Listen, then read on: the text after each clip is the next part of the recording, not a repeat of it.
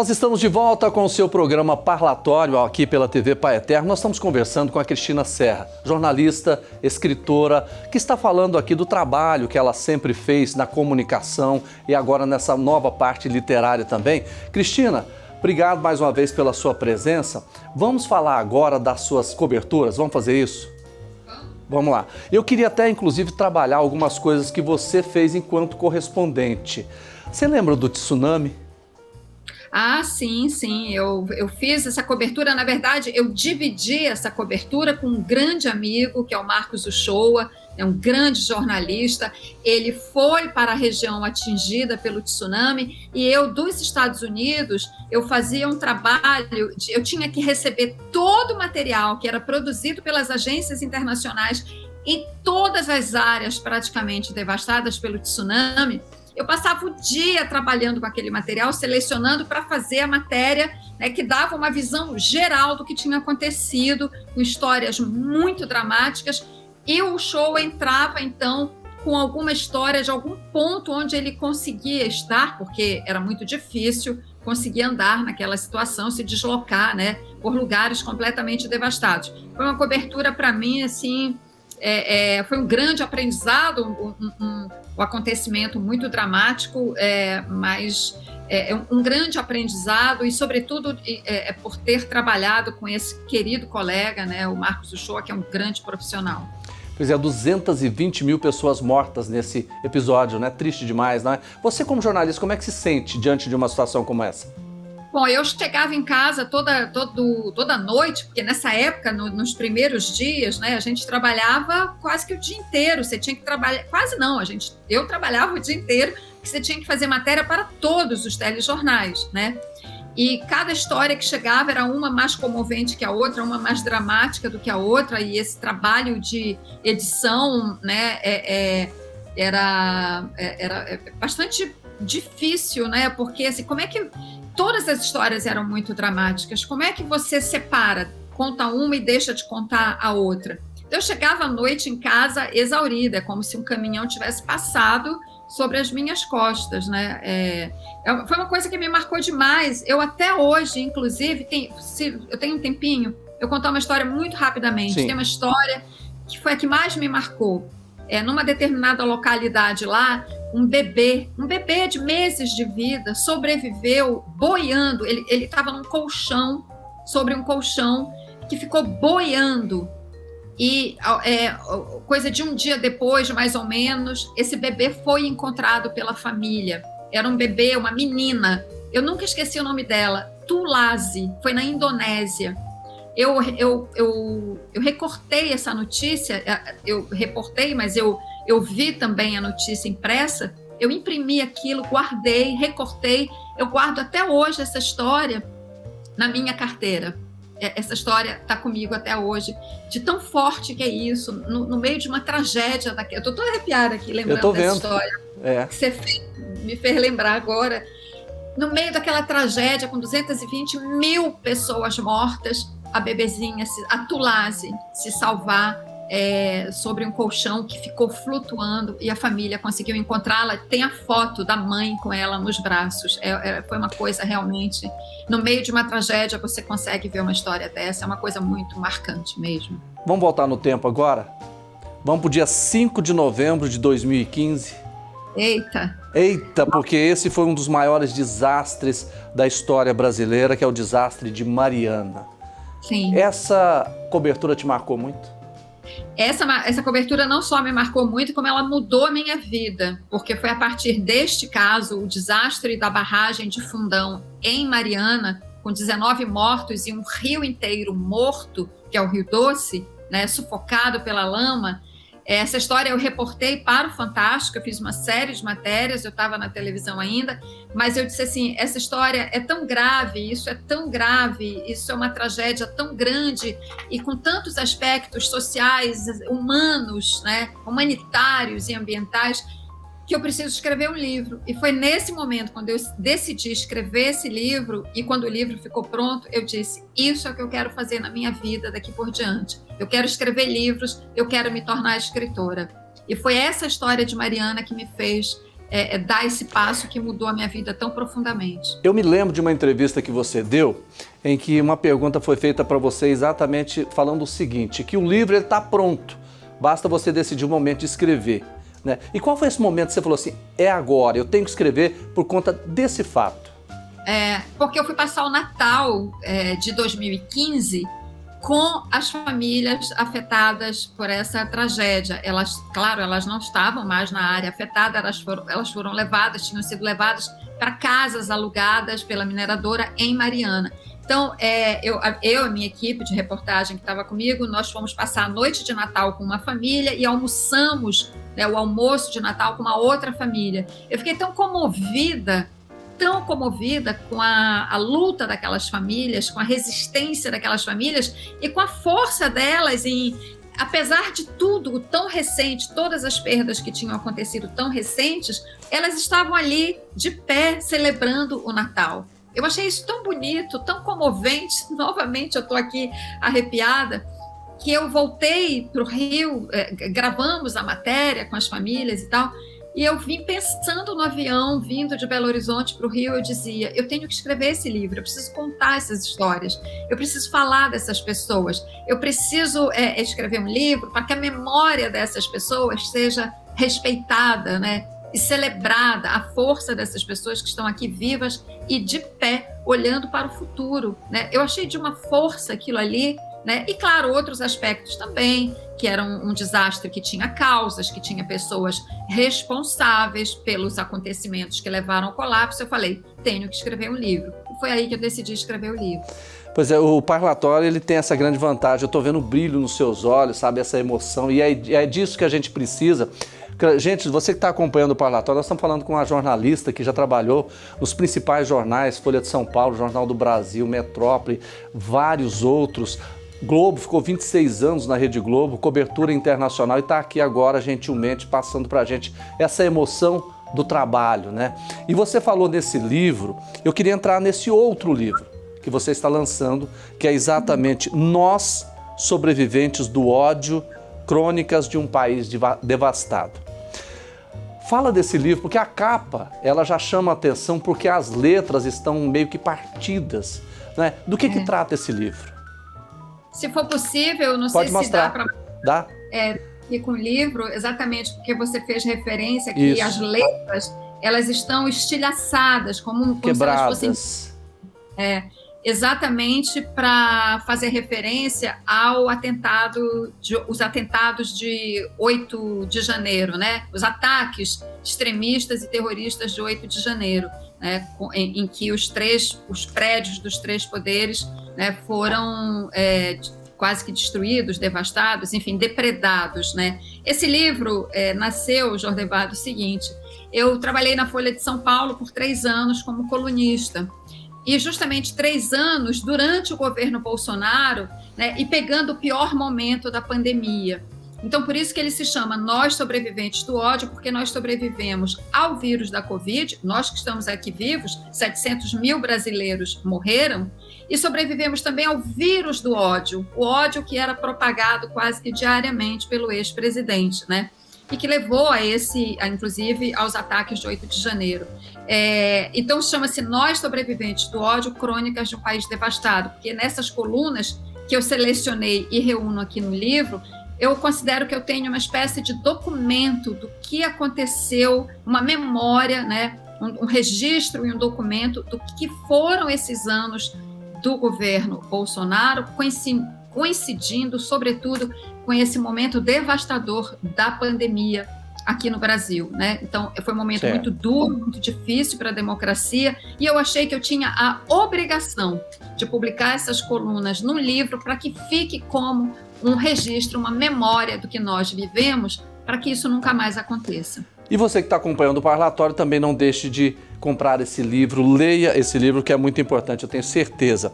Ô Cristina, a gente sempre encerra o nosso programa Parlatório aqui com um comentário do nosso convidado, no caso, hoje vai ser você, porque eu quero apresentar uma mensagem do Papa Francisco que foi dita na missa solene de Natal, na noite de Natal do ano passado. Eu vou ler e eu quero o seu comentário, pode ser? Olha, ele pontuou o seguinte: E as principais vítimas da voracidade humana são sempre os frágeis, os vulneráveis. Também neste Natal, ele disse, uma humanidade insaciável de dinheiro, poder e prazer não dá lugar, como sucedeu com Jesus, aos mais pequenos, a tantos nascituros pobres, abandonados. Penso sobretudo nas crianças devoradas por guerras, pobreza e injustiça.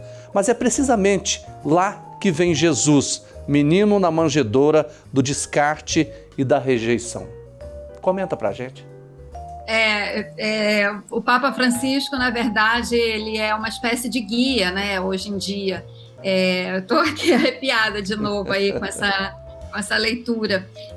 Eu acho o Papa Francisco, ele é um grande pensador da humanidade, né, sobretudo nesse momento em que o planeta está diante, né, de um dilema tão grande, né? Um dilema humanitário que não é de hoje, é antigo, como ele fala, as crianças que sofrem com as guerras, as crianças que são obrigadas a deixar os seus lares, os seus países, né, fugindo da pobreza, né, e que a gente vê muitas vezes, né, morrendo nesse caminho em busca de uma vida melhor, crianças, famílias, enfim, pessoas que vão ficando pelo caminho, né, ou morrendo afogadas, como teve o caso daquela criança um tempo atrás, que o corpo foi encontrado na praia.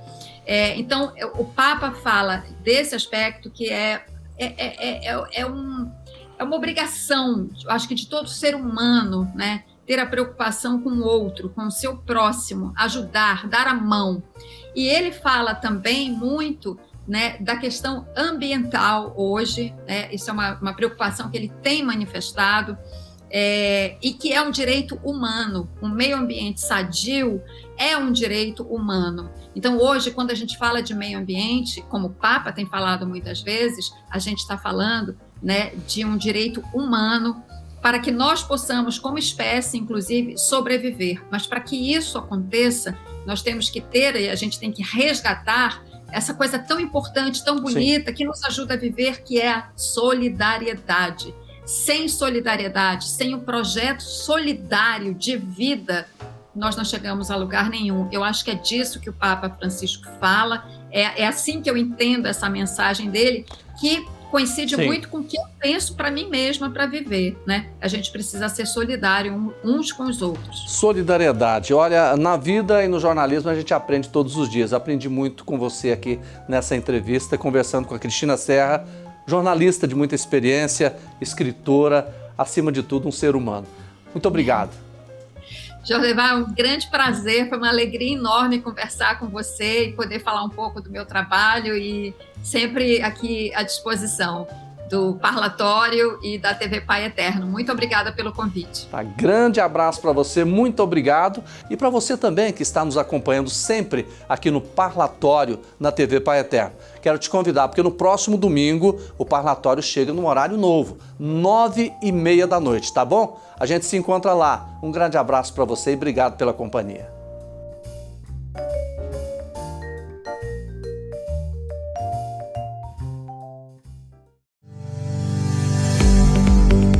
A Nova Casa do Pai é uma obra grandiosa e só é possível com a ajuda de cada devoto e evangelizador.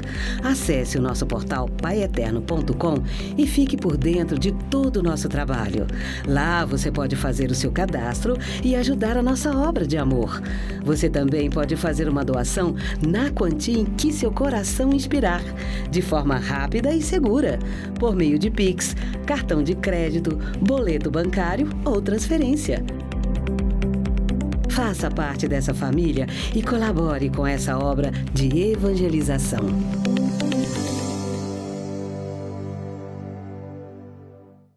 Olá, está começando mais um programa Parlatório aqui na TV Pai Eterno. A partir de hoje, eu, Jordevar Rosa, vou te fazer companhia nas noites de domingo. Em breve, nós teremos um novo cenário do Parlatório, um novo estúdio pensando em você que nos assiste. Por um mundo com diálogo, onde pensamentos divergentes conversem num clima de harmonia e cordialidade. E onde atrocidades sejam punidas para que não se tornem uma espécie de política de Estado. Onde o jornalismo seja ativo e combatente para defender a cidadania. E onde valores cristãos, como a vida e a dignidade humana, sejam, enfim, colocados em destaque. Isso é muito importante.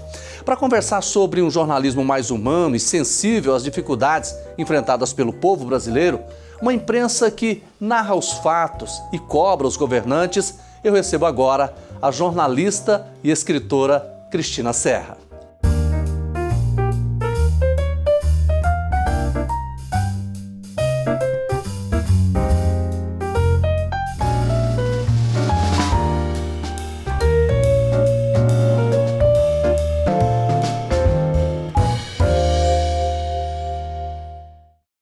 Cristina Ferreira Serra nasceu na cidade de Belém, no Pará, e tem 60 anos de idade. Já trabalhou em vários veículos de comunicação, entre eles o Jornal do Brasil, a revista Veja, Rede Globo, Jornal Folha de São Paulo. Trabalhou na cobertura de grandes acontecimentos nacionais e internacionais, como a invasão do Iraque pelos Estados Unidos em 2003, pautas ambientais e principalmente assuntos políticos. Escândalos de corrupção, mudanças de governo e crises econômicas fizeram parte da rotina da nossa entrevistada de hoje.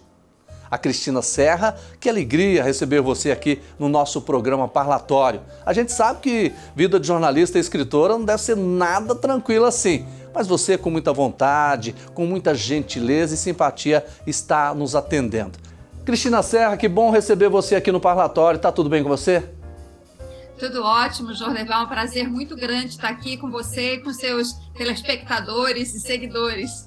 Ô Cristina, o Parlatório ele tem o objetivo de conhecer você. Quem é a Cristina Serra? Claro que na abertura a gente já falou por onde você passou, os veículos em que você atuou, mas eu gosto muito de falar também lá do início, voltar lá em Belém, no estado do Pará, falar dessa menina, filha de professores. E seu pai era professor, sua mãe também? Sim, a minha mãe foi professora primária, meu pai foi professor universitário, foi professor também do que hoje é o ensino médio, né? Sim. Na época tinha outro nome. Deu muita aula em cursinho também, pré-vestibular, mas a paixão dele realmente era a universidade. A partir de um determinado momento da vida dele, ele passou a se dedicar apenas à universidade. E eu tenho um irmão que é professor, tenho primos que são professores, então é uma família de professores, na verdade, o que me orgulha muito, né? Porque professor, acho que é uma profissão absolutamente fundamental em qualquer país. Pois essa carreira acadêmica da sua família influenciou na hora de você decidir ser jornalista ou não?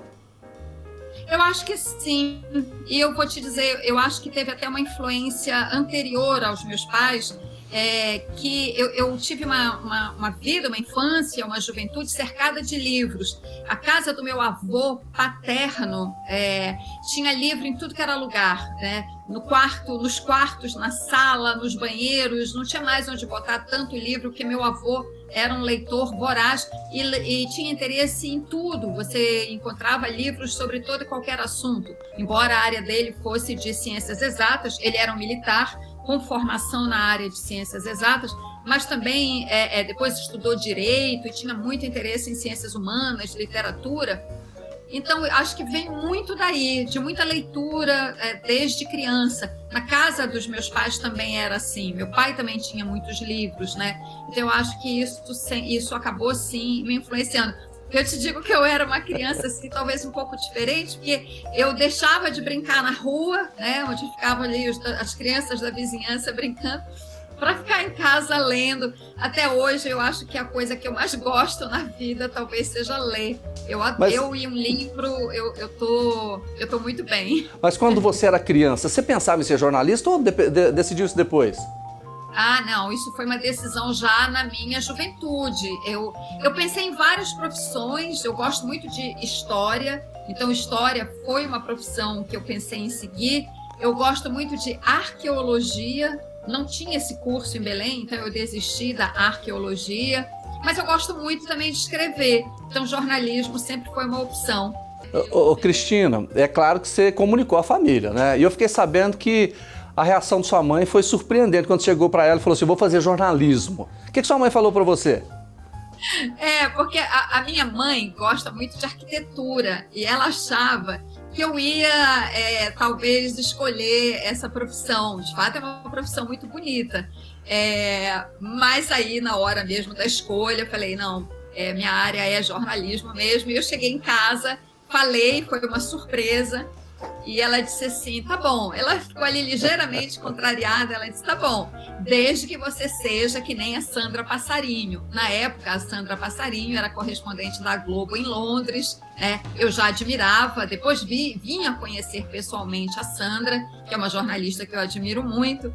E então foi isso. Então ela meio que estabeleceu ali uma meta para mim, né? Eu teria que ser como ninguém menos, né? A Sandra Passarinho. Imagina, uma correspondente internacional em Londres, sempre aparecia, né? Sempre um charme, né? Aquelas entradas dela de Londres. E eu, uma menina lá de Belém do Pará, eu dizia, mas imagina se eu vou ser um dia uma correspondente internacional. Não tinha esse sonho estabelecido, isso não foi uma meta, foi a dela, né? Eu queria ser jornalista, como eu disse, para conhecer o Brasil e o mundo. E aí você ligou para sua mãe contando para ela que você estava realizando o sonho dela? Sim, quando eu recebi o convite, né, da Globo e tomei a decisão de ir, que também não foi uma decisão fácil, porque tinha questões de família e tal envolvidas, né? Mas, enfim, quando eu tomei a decisão, sim, liguei para minha mãe e disse, mãe, estou indo para Nova York. Não é Londres, mas é Nova York, é mais ou menos a mesma coisa, né? Até mais importante, porque Nova York é um escritório muito importante da Globo, é o maior escritório da Globo no exterior, né? Então, de uma certa forma, realizei o sonho dela e realizei também o meu. A Cristina é de Belém do Pará. Ela começou a trabalhar na década de 80, em plena ditadura militar. E ela começou num jornal, que eu quero que você diga pra gente agora qual era o nome desse jornal. É um jornal que me orgulha muito, chama-se Resistência, que é um nome muito apropriado, né, para aquela época, porque quem militava, né, fazia militância em prol da democracia, estava numa atitude, num momento de resistência. Esse jornal era editado pela Sociedade Paraense de Defesa dos Direitos Humanos. Eu ainda era estudante, fui trabalhar lá como repórter, como o nome diz, era um jornal muito pautado pela defesa dos direitos humanos e da democracia. Você tinha quantos anos? Muito importante, isso me deu o caminho, me deu o norte para a profissão. Você tinha quantos anos? Isso foi em 1982, eu tinha 19 anos. 19 anos. Você enfrentou problema com a ditadura? Olha, no jornal acontecia, naquela época ainda acontecia, já estava em processo de abertura, né? A gente já conseguia ver que a ditadura estava no caminho de acabar, já tinha tido a lei de anistia, mas ainda aconteciam muitas arbitrariedades. Então, por exemplo, de vez em quando, a Polícia Federal invadia a gráfica onde o jornal era feito para apreender o jornal, né? O jornal era censurado, eles recolhiam toda a edição. Era todo um trabalho, o jornal era mensal, era o trabalho de um mês jogado fora. Além disso, às vezes agrediam, né, os funcionários que tentavam reagir a essa arbitrariedade. Felizmente, nas vezes em que isso aconteceu, eu nunca estava na redação, mas isso era motivo de muita preocupação para minha mãe, para minha família, mas a minha mãe, sobretudo, tinha muito medo. E eu era também do movimento estudantil, eu fui presidente do centro acadêmico do curso de comunicação e viajava para participar de congressos. Foi da Uni. E a minha mãe ficava... Eu sempre dei muita preocupação para minha mãe, muita. Depois que você acabou terminando o curso no Rio de Janeiro, né? E você tem uma longa história de televisão, mas é claro que não foi só televisão. No Rio de Janeiro, antes da televisão, você trabalhou em quais veículos? Aí eu fui para o Rio em 83, né? No ano seguinte a esse ano em que eu trabalhei no Resistência. Aí eu fui para o Rio, terminei o curso na Universidade Federal Fluminense, há alguns anos, 3 anos eu ainda fiz o curso na Fluminense, e trabalhei em vários jornais, trabalhei no Leia Livros, que era um jornal especializado em literatura, trabalhei no jornal Tribuna da Imprensa, fui estagiária do jornal O Globo, e aí quando eu me formei, assim que eu me formei, teve uma prova de seleção para jovens repórteres no Jornal do Brasil. E aí eu entrei no Jornal do Brasil, depois na revista Veja, voltei para o jornal e aí sim fui para a TV. Nessa época, Leonel Brizola era governador do Rio? Como é que era? Como é que era essa época? Quando eu cheguei no Rio, ele tinha sido eleito, ele foi eleito em 82. Eu cheguei em fevereiro de 83. Portanto, o Brizola tinha acabado de assumir o governo do Estado. Nessa época, 83, assim, eu fui cobrir, digamos assim, o Brizola propriamente nos eventos da campanha das diretas já no Rio, que foi um evento em larga medida organizado pelos governadores de oposição. Brizola no Rio, Montoro em São Paulo, e grandes líderes políticos, Ulisses, Tancredo Neves, etc. Quando havia os eventos no Rio, eu ia cobrir. Às vezes eu ia participar, nem sempre eu estava cobrindo para o jornal, enfim. E foi aí que eu comecei a me aproximar do Brizola, e quando fui trabalhar no Jornal do Brasil, passei a fazer uma cobertura mais sistemática dele.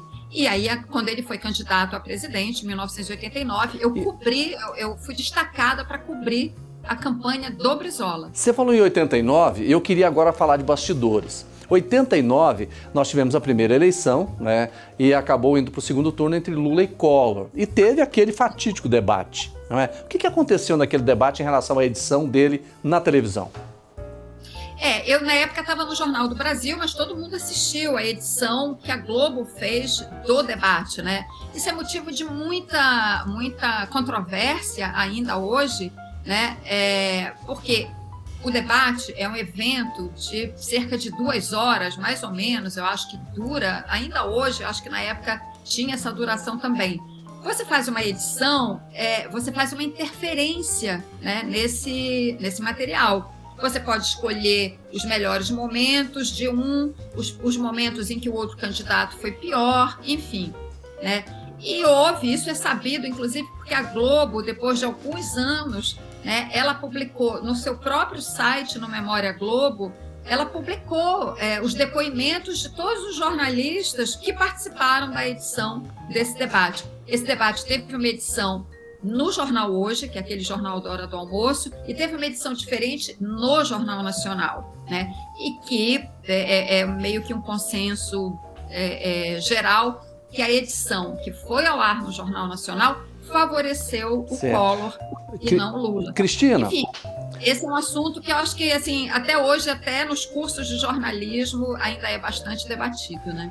Nós vamos fazer um pequeno intervalo. Daqui a pouco nós queremos saber das outras grandes coberturas na televisão que você fez, aquela que mais te marcou e também desse novo livro que está chegando aí. Eu quero saber que retrato é esse do Brasil que você está colocando aí nesse livro, tá bom? Rapidinho eu volto com você, tá certo? Tá bom.